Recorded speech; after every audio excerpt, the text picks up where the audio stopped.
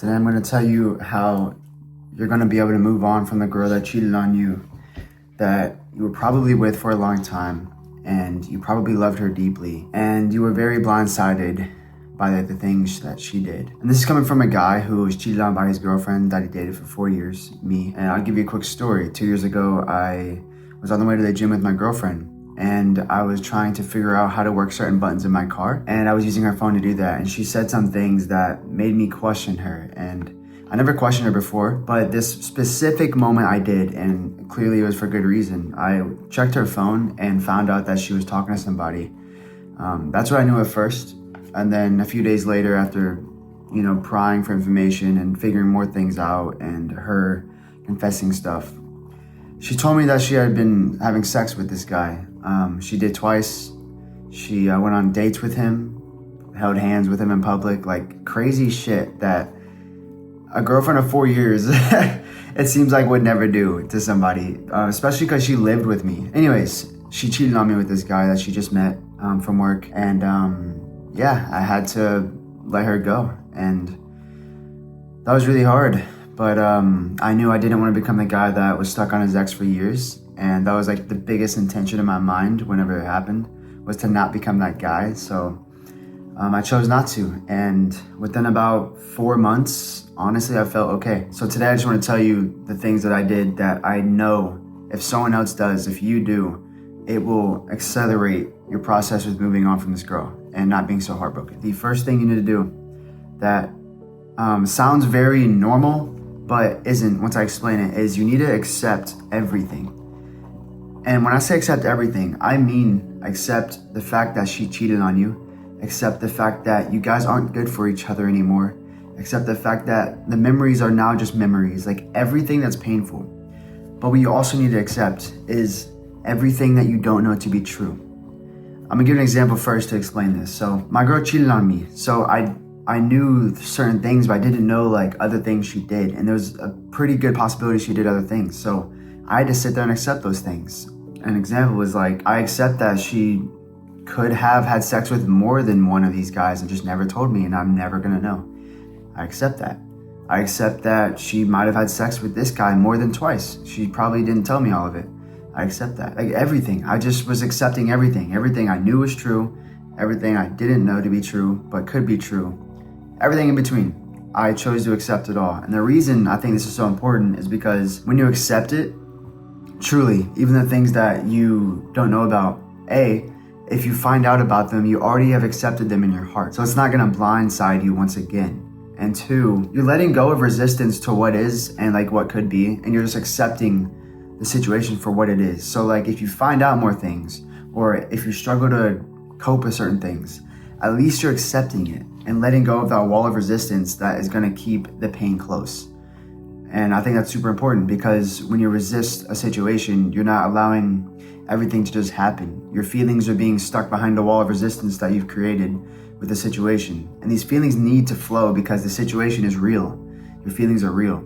This resistance isn't, it's just your mind. So when you let go of resistance towards things, your feelings associated with it are allowed to like roam free and be released and dissolve and be let go of. And that's the most painful part of being heartbroken, is all the pain.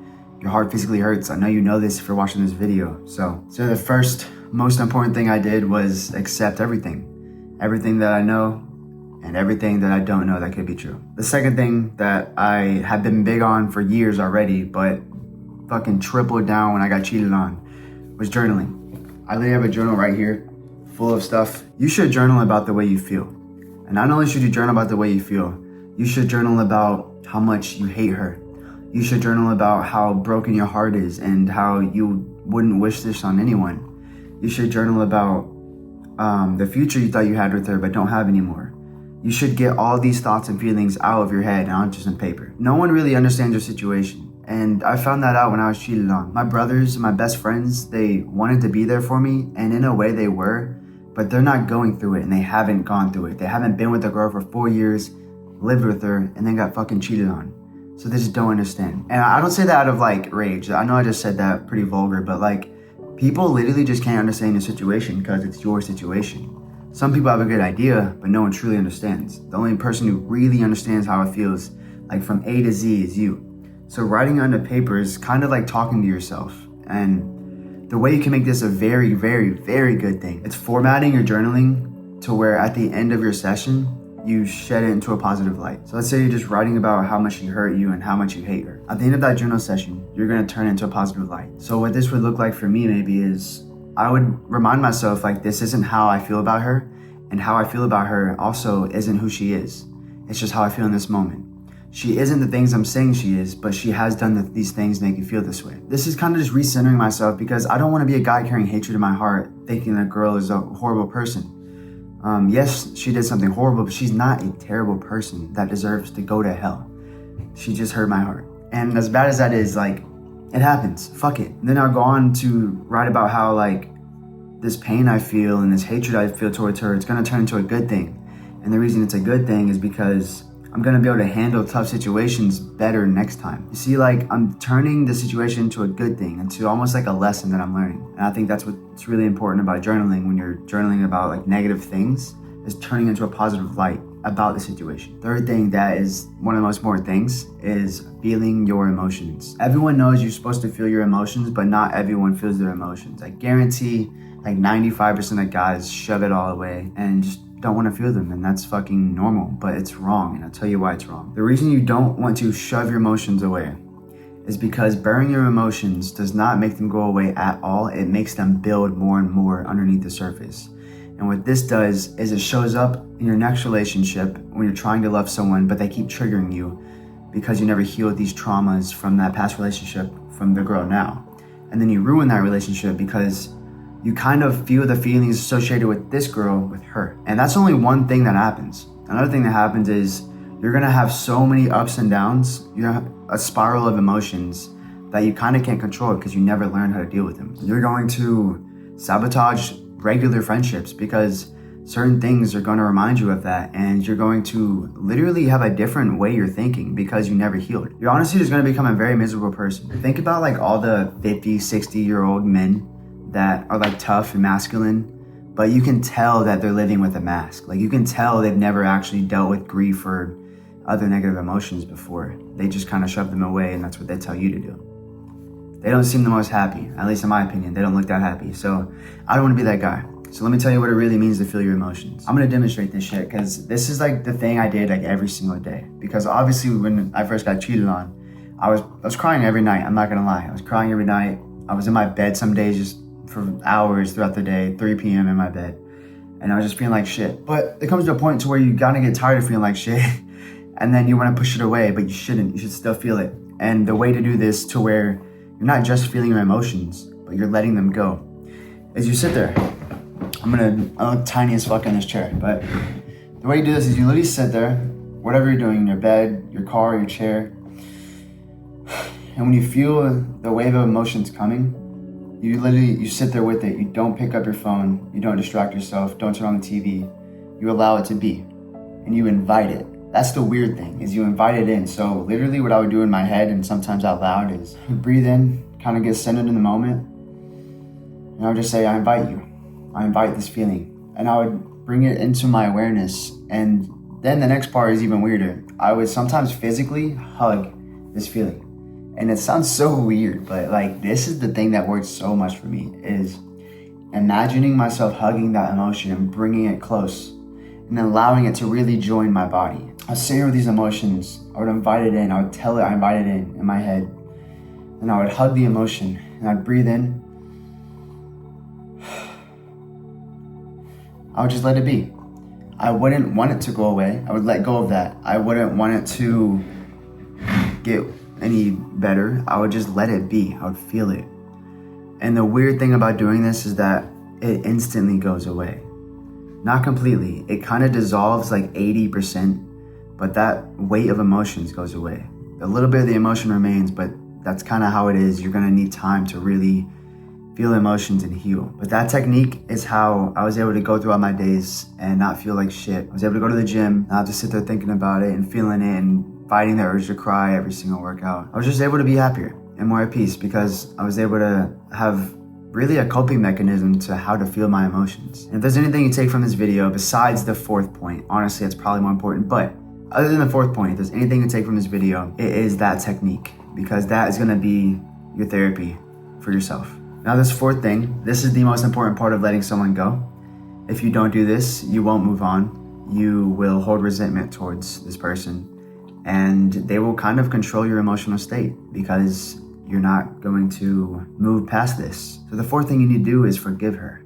A lot of guys don't agree with this. Some guys do because they understand what forgiveness is. So I'm gonna describe what most people look at forgiveness, and I'm gonna tell you what it really is. Most people think that forgiveness is letting someone off the hook with what they did.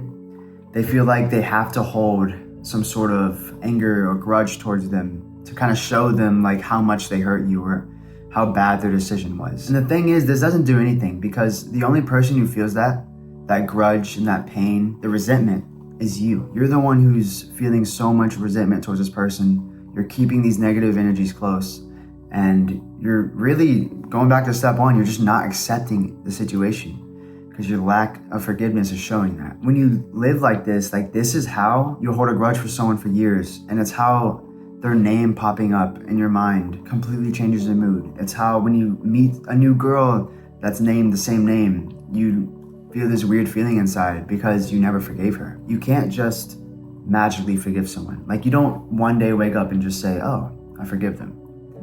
You choose to. So whenever my ex cheated on me, literally like the day of, I was at the gym by myself. I dropped her off at home, of course. Like, I was not gonna go work out with her anymore. I remember that day, I was just like, I know I need to forgive her for this. And not in a way that it's like I need her in my life, but it's like, I know that I'm feeling so much pain right now, but I need to let it go each time.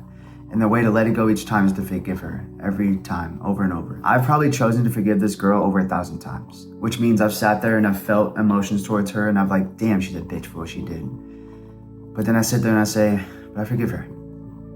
And there's no reason, I just forgive her. But if I can give you a reason, I forgive her for my inner peace.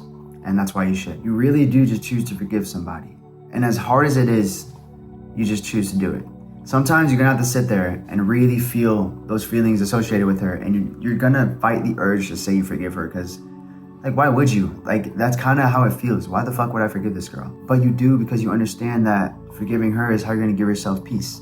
And it's not letting her off the hook, it's letting go of the emotions that are destroying you inside. So those are the 4 things that I would deem the most important things I did to move on from my ex in about 4 months. And I really do think that if you take what I said in this video and apply it to your life, you're gonna be okay. You're not gonna be the guy stuck on his ex 2 years later. And real quick before this video ends, I wanna say that not only should you forgive her, but you need to forgive yourself too, when it comes to the situation and when it comes to her in a relationship. And it's the same thing, you just choose to. You remind yourself that you're human. You give yourself grace. You accept that there's things that you could have done better. You accept that you could have been better for her. That's what I did. Like, I knew I wasn't the greatest boyfriend in the world. I didn't deserve to be cheated on, but I wasn't the greatest. But I forgive myself. And I chose to do that over and over again. And I chose to write about it in my journal. Same with forgiving her. So do all 4 of these things. Put it in your subconscious, apply it to your life, and you're gonna move on from this girl quicker than you realize. And if you found this video helpful, I do have a link to a written course that I created all about moving on from her ex and becoming the kind of guy that transformed from a relationship. It's for the guys that are really serious about moving on from this girl, really serious about not living with regret, with resentment, with hatred in their heart. The guys who know that they want better for themselves in their life and they don't want this to stand in their way. If that's you, just look at the link in my bio. Other than that, just subscribe for more videos because I'm gonna start making a lot more. Thank you for watching.